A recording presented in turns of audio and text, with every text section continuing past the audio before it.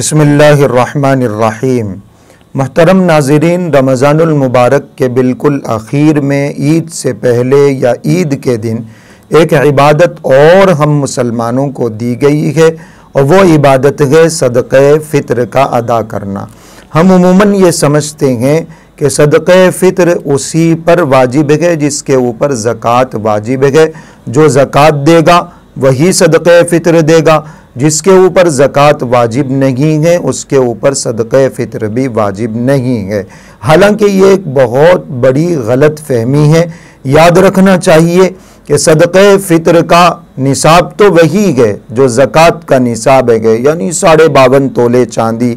ज़रूरियात से ज़्यादा अगर है तो फिर ऐसी सूरत में ज़कात वाजिब होती है और फिर सदक़े फ़ित्र भी उसके ऊपर वाजिब हो जाता है। निसाब तो वही है जो ज़कात का निसाब है, लेकिन ज़कात की शर्तें अलग हैं, सदक़े फ़ित्र की शर्तें अलग हैं।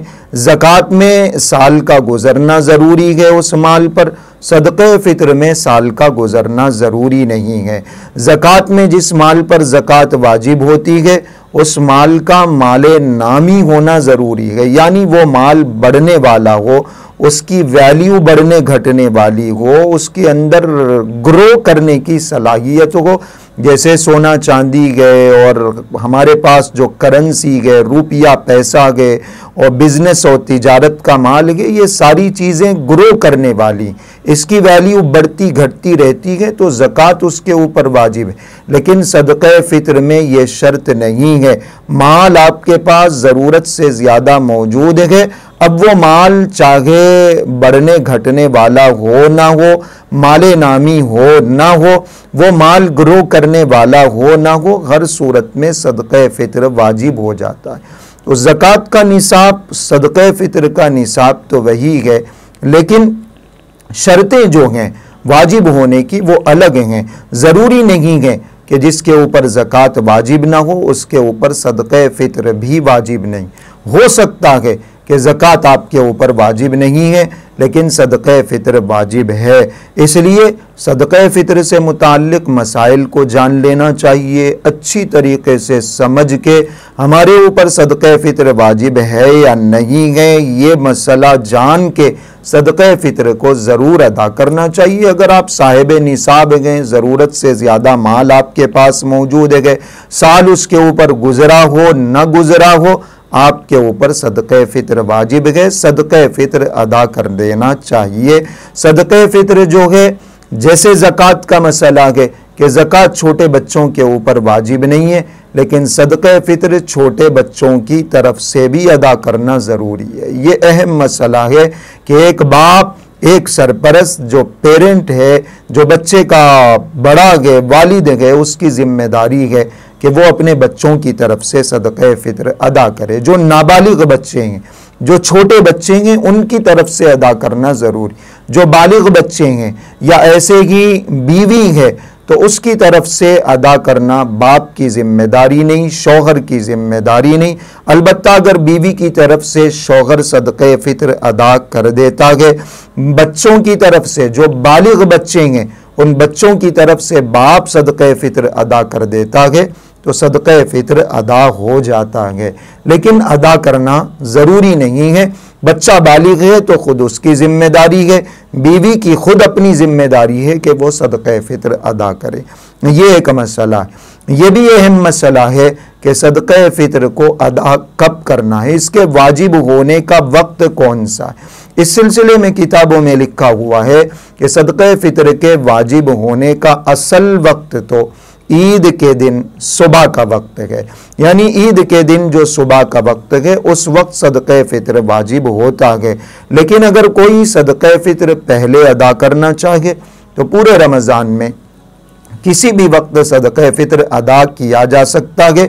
बल्कि सहाबा इकराम रिज़वानुल्लाह अलैहिम अजमाइन के बारे में आता है कि वो पहले अदा करते थे, तो पहले अदा करना मुस्तहब है ताकि गरीब अपनी ज़रूरतों को पूरा कर सके, ईद से पहले वो भी ईद की तैयारी कर सके। तो सदक़े फ़ित्र वाजिब तो होता है ईद के दिन, लेकिन उससे पहले अदा करना ये भी जायज़ है, बल्कि मुस्तहब है, बेहतर है, पहले अदा कर देना चाहिए। सदक़े फ़ित्र में उमूमन हमारे पास गल्ले का जो हिसाब किया जाता है, अनाज का जो हिसाब किया जाता है, वो गेहूं का हिसाब किया जाता है। और आपने बहुत सारी जगहों पे सुन लिया होगा, बहुत सारे इमेजेस आपने पढ़ लिए होंगे कि सदक़े फ़ित्र कितना वाजिब होता है। गेहूं का हिसाब लगाया जाए तो 2.25 किलो गेहूं, जौ का बारली का हिसाब लगाया जाए तो 3.5 किलो गेहूं, खजूर 3.5 किलो, किशमिश 3.5 किलो। इनमें से किसी भी गल्ले का, किसी भी अनाज का हिसाब लगा के आप दे सकते हैं। जो आप खाते हैं गल्ला, जो अनाज आप इस्तेमाल करते हैं, जो गेहूं, जो खजूर, जो किशमिश आप इस्तेमाल करते हैं, उसका हिसाब लगा के आप सदक़तुल फ़ित्र अदा कर सकते हैं, सदक़तुल फ़ित्र की कीमत अदा कर सकते हैं। ये एक बात है। और सदक़तुल फ़ित्र में गल्ला अदा करना ही ज़रूरी नहीं है, अनाज देना ही ज़रूरी नहीं, कीमत भी दी जा सकती है, क्योंकि कीमत देने से गरीब अपने हिसाब से, अपनी ज़रूरत के हिसाब से उसको खर्च कर सकता है, इसलिए कीमत देना ज़्यादा बेहतर है। सदक़तुल फ़ित्र ईद से पहले अदा कर देना चाहिए, लेकिन अगर किसी ने ईद की नमाज तक अदा नहीं किया तो गुंजाइश है कि वो ईद की नमाज के बाद भी अदा करे। उमूमन लोग ये समझते हैं कि हमने ईद तक अदा नहीं किया, ईद की नमाज तक अदा नहीं किया तो फिर अब साकित हो गया, ख़त्म हो गया, अब अदा करना हमारे ज़िम्मे लाजिम नहीं है। मसला ये नहीं, मसला ये है अगर आपने ईद की नमाज से पहले अदा नहीं किया तो ईद की नमाज के बाद भी अदा कर सकते हैं, अलबत्ता ईद की नमाज के बाद अदा करना ये मकरूह है। ऐसे ही अल्लाह पाक ने जिनको हैसियत दी है, माल दिया है, इस्तिताअत दी है, उनके वास्ते, उनके लिए बेहतर ये है कि वो गेहूं के हिसाब के बजाय खजूर का हिसाब लगा लें। गेहूं का हिसाब तो बहुत मामूली और मुख्तसर सा हिसाब बैठता है, 100 रुपये भी पूरे नहीं होते। अल्लाह पाक ने आपको माल दिया है, आप 3.5 किलो खजूर का हिसाब लगाएं। अल्लाह पाक ने आपको माल दिया है, 3.5 किलो किशमिश का हिसाब लगाएं। जैसी आपकी इस्तिताअत है, आप अपने आप को जिस कैटेगरी में रखेंगे अल्लाह पाक आपको ऐसे ही नवाज के माल अता करेगा। ये कुछ मसले हैं जो सदक़े फ़ित्र से मुताल्लिक़ बताए गए हैं। ज़कात के जो लोग मुस्तहिक़ हैं वही लोग सदक़े फ़ित्र के मुस्तहिक़ हैं। सदक़े फ़ित्र गैर मुस्लिमों को नहीं दिया जा सकता। ऐसे ही पेशावर फ़कीरों को, मांगने वालों को नहीं देना चाहिए।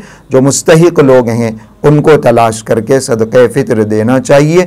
सदक़े फ़ित्र से मुताल्लिक़ जिसको हम फ़ितराना बोलते हैं या फ़ितरा बोलते हैं, उससे मुताल्लिक़ ये कुछ अहम मसाइल ईद से पहले आपको बताए गए हैं। इनका ख्याल रखिए और सदक़े फ़ित्र अदा करने की पूरी कोशिश करिए।